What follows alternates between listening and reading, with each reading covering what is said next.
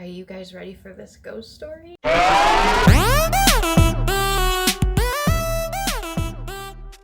Hey guys, welcome back to my channel. You guys are going to be proud of me because I've done a lot of research on this story. And the story that I chose to tell for today's video is the Bell Witch story. Now, if you haven't heard of this, go grab a snack or whatever, a drink, because this is going to get interesting.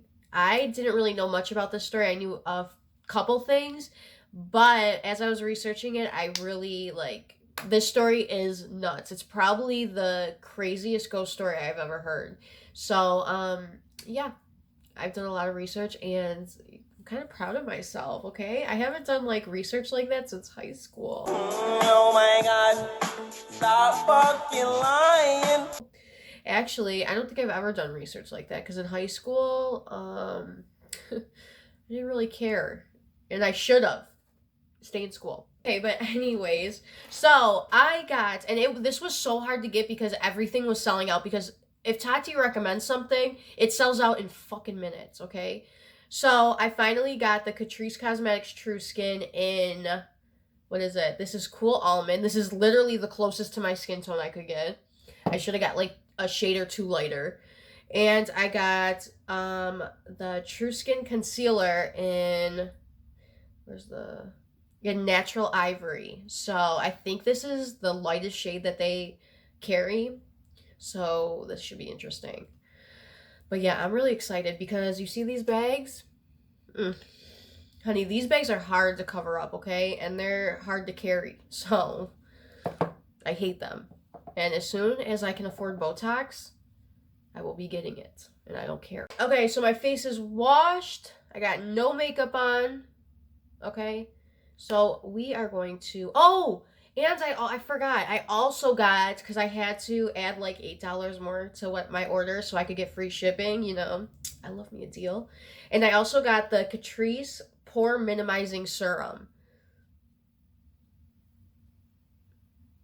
This was about $8. So I think altogether I spent $33. Not bad. Okay. So if this is really as good as they say it is, this might be my new jam, okay? So let's get ready. Okay, so I guess I'm going to prep my skin with the Pore Minimizing Serum first from Catrice Cosmetics. And first, let me wash my hands because I'm kind of like a germaphobe with my face. Are you guys ready for this ghost story?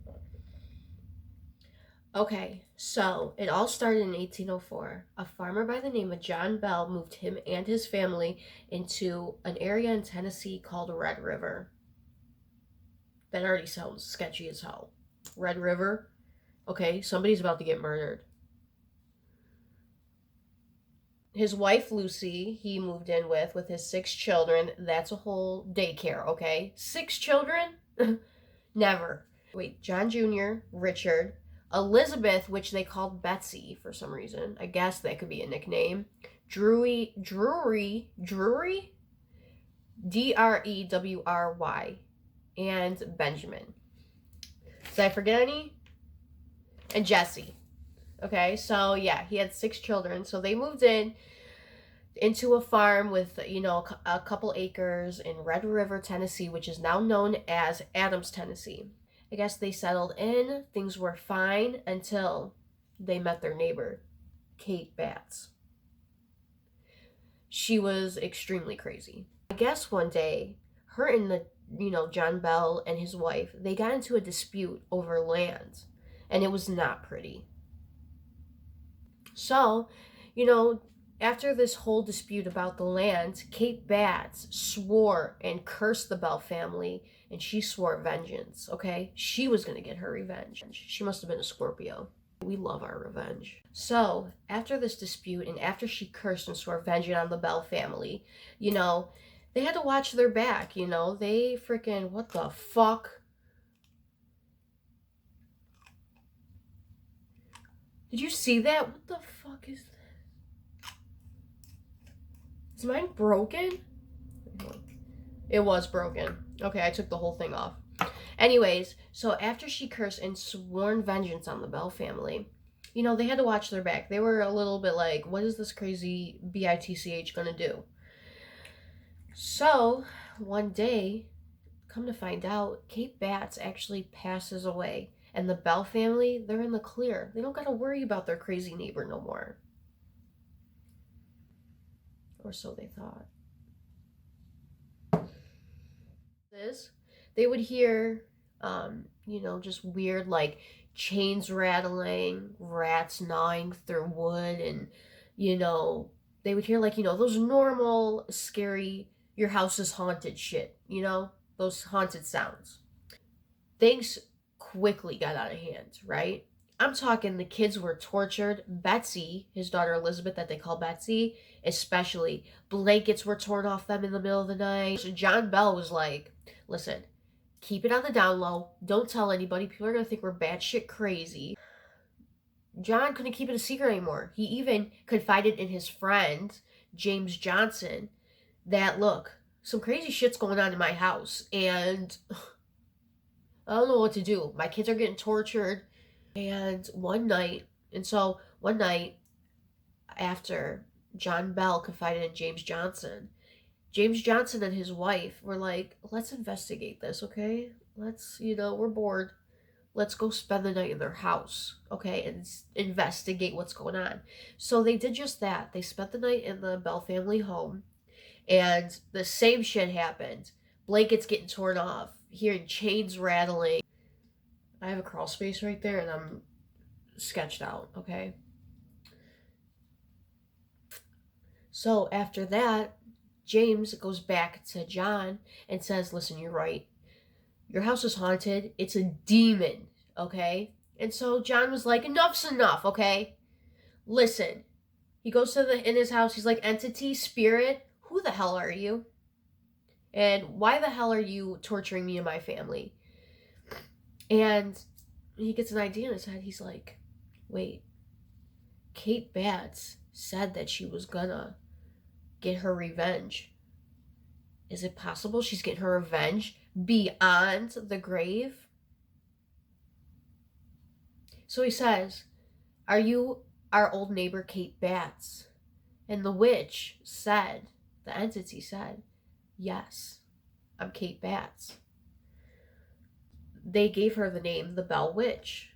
And over time, this entity got so strong that it developed a voice. It would have full-on conversations with them in the house. Like, they would see nobody, and they would hear a voice clear as day, as if they were sitting in front of them having a conversation. That's how strong this entity was. And I truly believe that entities, how they appear and, get stronger and stronger is the energy you give them, like fear and, telling them to get out and stuff. They build off that energy, and that's how they are able to appear and talk and throw things. And I'm telling you, it's fucking science, okay? One day, John Bell was in the farm, working on his land, doing farmer shit, when all of a sudden he saw this animal. And he said this himself, that he saw this animal that was half rabbit and half dog right across from him on his farming field, whatever the hell it's called. And he knew that it was the Bell Witch. This story got so well known that the general at the time, who was Andrew Jackson, this was before he was president, Andrew Jackson heard about this story. Some of his sons actually fought for Andrew Jackson when he was a general, and he heard about the story, and he had to come himself and see it. So Andrew Jackson made an appearance and went to visit the Bell family home to meet the Bell Witch. Isn't that crazy? Like, your house is so fucking haunted and scary that the freaking general of the army, or whatever, has to come to your house and experience it for himself. He's been hearing all these crazy stories about it. He had to go see it for himself. So him and like 7 of his homies, took a carriage with horses down there, and they were planning on staying for a week. Well, as they approached the farm, his horses just stopped, would not move anymore, and they could not get them to move. After hours of trying to get the horses to move, trying to figure out what's wrong, a woman's voice, which is the Bell Witch, saying, "All right, General, I'll see you tonight." And they were planning on staying a week, but they only stayed one night because they heard sounds, they were getting tortured. It was just a crazy night, one that Andrew Jackson probably never forgotten. Now, there are documents that prove all of this, but there was nothing in like his personal writing. He never wrote about it, and so he probably was scared shitless. I know I would be. I would have never went. Sadly, in the year of 1820, in December, John Bell had passed away. When his family found him, where his body lied, there was also a little vial of liquid. They didn't know where this liquid came from or what it was. John's oldest son fed it to the cat, which I don't know why you would do that. That is not safe. The cat died immediately, so they knew it was poison. Which, how effed up is that? Like, you just killed your cat for no reason. Murderer, okay? Rude. So the Bell family tried to give John Bell a burial, and during his burial service, the Bell Witch, of course, did not miss it. She was there, and she was laughing and singing the whole time. It's basically celebrating that John Bell was dead. So after the burial, she then tells Lucy, yeah, it was me that killed him, and also warns her that she's going to be back for more hauntings. She's not going to forget about that. And this witch is stressing me out. Didn't even happen to me. I'm already stressed out about it. 7 years later, in 1828, after the Bell Witch's warning to Lucy, she had a conversation with John Bell Jr., which is known as her last reported manifestation, predicting the Civil War. Like, that is crazy. She predicted the Civil War. What? Stories of the Bell Witch passed down from generations to generations to generations, all throughout the decades. People had to go visit what is known as the Bell Witch Cave. They say that that's where the Bell Witch is now, is in the Bell Witch Cave. And people have gone and visited it. There's been groups of people that have said that they've seen a woman standing on that cave staring at them. There's been people saying that they've went in and been dragged out by their feet.